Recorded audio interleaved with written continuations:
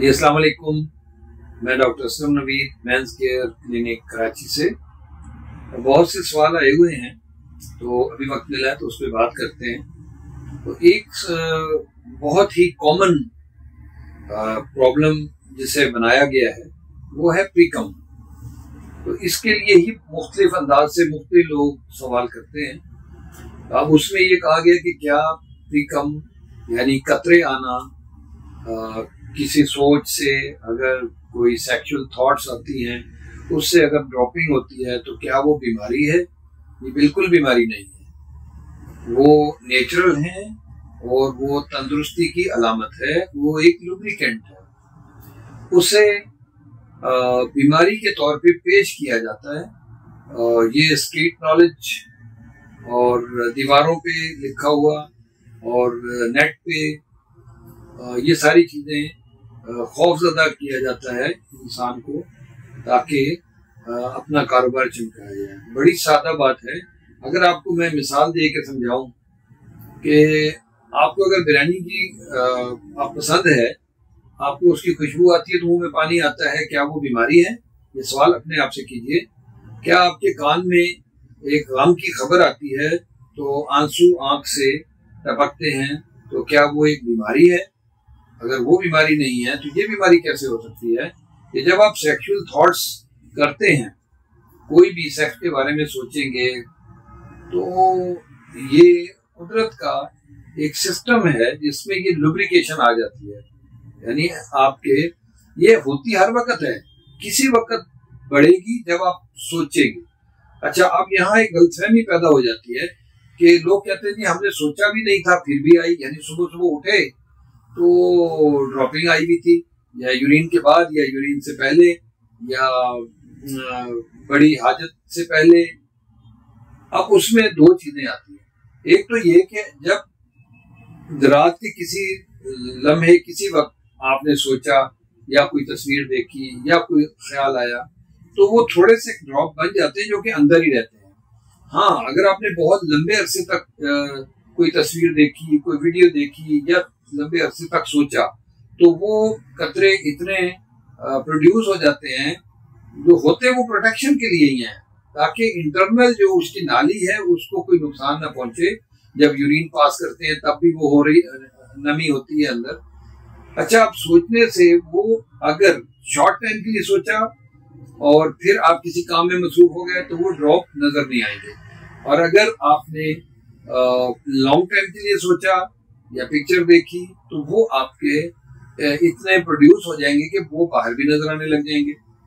तो वो कोई बीमारी नहीं है, उसे बीमारी बना दिया गया है। ओके, एक चीज जरूर बीमारी हो सकती है, अगर वो ड्रॉप मिल्की हो यानी दूधिया टाइप के, वो बीमारी हो सकती है। वो गानोरिया वगैरह होता है, वो भी उस सूरत में होता है जब खुदा न खास्ता किसी गैर शरई तौर पे किसी से कोई मिलाप हो, मिलना हो, तो वो उस सूरत में हो सकती है।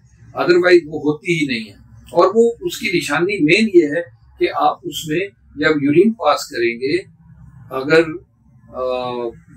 किसी भी वक्त पेशाब आ रहा है तो जलन होगी और दर्द होगी, इवन आपको पेशाब करने से डर लगेगा। वो इतने तकलीफ दे होते हैं, होते मिल्की हैं, और वो बगैर सोच के, बगैर किसी वजह के वो आते ही रहेंगे, कंटिन्यू आते रहेंगे और कपड़े पे निशान आता रहेगा और वो येलो टाइप का, सेमी येलो टाइप का निशान बनेगा।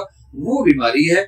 अगर वो किसी को, वो खुदा ना खास्ता, उसे गानोरिया कहते हैं या सोजाक कहते हैं। इसके अलावा जो भी ड्रॉप है, अगर वो ट्रांसपेरेंट है, बेशक कितना गाढ़ा हो, वो बीमारी नहीं है। अगर वो बगैर तकलीफ के है, बगैर जलन के है, तो वो बीमारी नहीं होती। अच्छा, अब दूसरी बात ये कर रहा था कि अगर ऐसा होता है बाज़ बात के कॉन्स्टिपेशन होती है, लोगों को कब्ज होती है, उस कब्ज की वजह से जोर लगा रहे होते हैं, तो वो जब जोर लगाएंगे तो आंतड़ियों के और जो मनी की थैलियां हैं या प्रोस्टेट की जो प्रोडक्शन है, उसके बीच में सिर्फ एक कागज की तरह पतली सी झिल्ली है। अगर उस पर प्रेशर आता है तो वो जो लिक्विड है वो प्रेस होने से बाहर आ जाता है। तो वो भी कोई बीमारी नहीं है, उसके लिए परेशान नहीं होना चाहिए, वो नेचुरल है। देखें, अब देख, कुदरत का निजाम ये है कि जब सीमेन आउट होगी यानी मनी बाहर आएगी, जब कोई अपनी शरई तौर पे अपने पार्टनर से कोई मुलाकात करता है, तो वो सीमेन को प्रेशर से बाहर आने के लिए वो लुब्रिकेंट चाहिए होता है, और वो होता भी एल्कलाइन है। तो अब उसमें ये बुनियादी तौर पे सीमेन को सेफ्टी मिलती है उससे, और वो एक तो बिल्कुल थ्रो हो जाता है, और दूसरा जो है उसको प्रोटेक्शन होती है कि उसमें देखें एक टाइम के सीमेन में 12 करोड़ जरासीम कम से कम होते हैं, तो पर ml 6 करोड़ जरासीम होते हैं।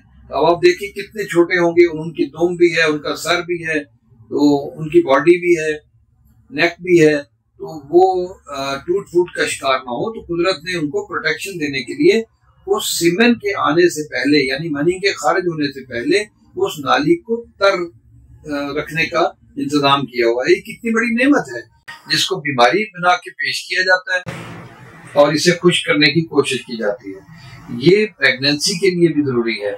इस पे फिर किसी वक्त डिटेल में बताऊंगा, सिर्फ इसी बात पे ये बहुत लंबी गुफ्तगू हो जाएगी कि कुदरत ने किस तरह से वो जो फीमेल के जो ऑर्गन है वहाँ एसिडिक फेज होता है और यहाँ पे ये एल्कलाइन होती है सीमेन, तो इसका एसिड और एल्कलाइन का किस तरह से आपस में इसको न्यूट्रल किया जाता है, जिसको ऑटोमेटिकली कुदरत के इस निज़ाम की वजह से जैसे बीमारी बना करके और लोगों को परेशान रखा जाता है, तो इससे परेशान होने की जरूरत नहीं है।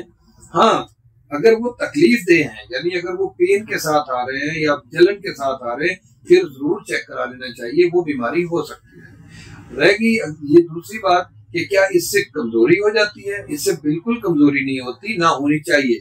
अलबत्ता कमजोरी तब महसूस होगी जब आप जहनी तौर पे इससे खौफजदा होंगे, आपके जहन में ये बैठा होगा कि हाँ इससे कमजोरी होती है, आपके माइंड ने एक्सेप्ट कर लिया, फिर आप महसूस भी करेंगे। तो ये चीजें हैं जिसके लिए एक डिटेल लेक्चर होता है हमारे यहाँ। वो अगर लेक्चर सिर्फ ले लिया जाए तो ये वो चूंकि उसमें चंद घंटे लगते हैं, उसमें पूरी डिटेल आ जाती है। तो वो अगर काउंसलिंग ले ली जाए तो इससे हमेशा हमेशा के लिए ये मसला हल हो जाता है। अब रह गया कि अगर कॉन्स्टिपेशन है तो कॉन्स्टिपेशन का इलाज किया जाए, फिर भी ये कम हो जाएंगे। अगर थॉट्स की वजह से आते हैं तो वो नेचुरल हैं, तो अपनी थॉट्स पे कंट्रोल करें। अगर आपको वो पसंद नहीं है, आमतौर पे लोग हमारे पास कहते हैं कि जी नमाज का मसला बनता है, इनके कतरे आने की वजह से वजू करना या कपड़े खराब होना, तो फिर मैं ये कहूँगा कि क्या इस पे सेक्सुअल थॉट्स जो है वो क्या शरीयत अलाउ करती है इस तरह की सेक्सुअल थॉट्स? नहीं।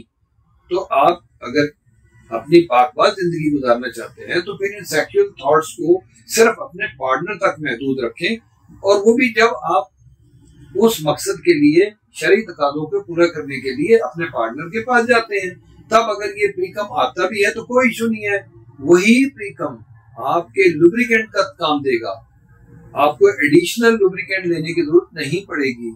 हाँ, जिनको ये ड्रॉपिंग नहीं आती हम उन्हें लिख के देते हैं कि आप बाजार से वो लुब्रिकेंट ले लें। वो पर्सनल लुब्रिकेंट के नाम से आता है, KY जेल आती है और ड्यूरेक्स वालों की आती है, मुख्तलिफ है, तो वो फिर लेनी पड़ती है ताकि ड्राइनेस ना हो, प्रॉब्लम क्रिएट ना हो। अच्छा, एक चीज ये भी सवाल आया है कि क्या प्रीकम आने से प्रेगनेंसी हो जाती है? हाँ, उस पर मैं ये कहूँगा कि वैसे जो प्रीकम है उससे प्रेगनेंसी नहीं होती क्योंकि उसमें स्पर्म नहीं होते, लेकिन कहीं कहीं ऐसा भी है कि बाज़ औक़ात प्रोस्टेट के मसल्स कमजोर होते हैं अगर किसी के, और प्रीकम के साथ सीमेन किसी प्रेशर की वजह से मिल के आ जाए तो अगर उसमें स्पर्म आ रहे हैं तो फिर प्रेगनेंसी भी हो सकती है, लेकिन इसके चांसेस बहुत कम होते हैं। तो वो प्रेगनेंसी प्रीकम से नहीं होती, वो प्रेगनेंसी स्पर्म के आने से होती है। और इसी तरह एक सवाल ये भी है कि क्या प्रीकम से टाइम कम हो जाता है? बिल्कुल नहीं, इसका कोई रोल नहीं है टाइमिंग के साथ जो जोड़ दिया जाता है। इसी तरह सीमेन थिन हो जाए तो फिर उससे टाइमिंग कम हो जाता है। इस पे हम अगली गुफ्तगू में बात करेंगे कि क्या सीमेन थिन होने से भी टाइमिंग का कोई ताल्लुक है या नहीं है। आमतौर पे ये कहा जाता है हमें आके, जी मेरी सीमेन बहुत पतली है, तो क्या ये मेरी टाइमिंग की वजह यही तो नहीं है। आमतौर पे लोग यही समझते हैं, लेकिन ऐसा नहीं है। हम इस पे एक अलग वीडियो बनाएंगे इंशाल्लाह। एक सवाल ये आता है कि क्या प्रीकम और सीमेन एक ही चीज है या एक जैसे होते हैं? नहीं, प्रीकम ट्रांसपेरेंट होता है और सीमेन थोड़ी मिल्की, सेमी मिल्की होती है, तो इसमें फर्क होता है। वो बिल्कुल ट्रांसपेरेंट होते हैं प्रीकम, और वो सीमेन थोड़ी मिल्की टाइप होती है। अच्छा हाँ, मैं एक बात ये कहूंगा कि अपने सवालात बिला झिझक हमें भेजते रहिए, हम time to time, time by time इसका जवाब देते रहेंगे इंशाल्लाह। तो ये है, इस पे मजीद बात होगी। अभी इजाजत दीजिए। Thank you very much. Allah Hafiz.